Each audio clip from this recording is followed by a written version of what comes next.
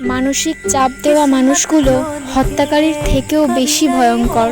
এরা তোমাকে জীবন্ত লাশ বানিয়ে দেবে। বিগত কয়েকদিনে একটা কথা আমি ভালোই বুঝেছি, সম্পর্ক যতই ঘনিষ্ঠ হোক না কেন, মানুষ যে কোনো মুহূর্তে বদলে যেতে পারে। রাজনৈতিক হিংস্রতার ক্ষত চোখে পড়ে, কিন্তু পারিবারিক হিংস্রতার ক্ষত নীরবে অশ্রু ঝরায়। তাই সবাইকে উত্তর দেওয়ার বা সবার সাথে তর্ক করার মানসিকতা এখন আর আমার নেই। কেউ আমার সম্পর্কে ভুল ধারণা পোষণ করুক বা কেউ আমার পেছনে আমার সম্পর্কে খারাপ সমালোচনা করুক, তাতে আমার এখন আর কিচ্ছু যায় আসে না। তার মানে এই নয় যে আমি দুর্বল, তার মানে হলো আমি আমার মানসিক শক্তিকে এখন বেশি মূল্যায়ন করি। জীবনটা খুব ছোট, এখানে লোভ, ক্ষোভ, হিংসা এগুলো পুষে রেখে কোনো লাভ নেই। তাই আমি মানুষকে ক্ষমা করে দিই, কিন্তু তাদের জন্য আমার মনের দরজা চিরতরে বন্ধ হয়ে যায়। এখন আমি অন্যের থেকে বেশি নিজেকে গুরুত্ব দিই। হ্যাঁ, একটু স্বার্থপর হয়েছি।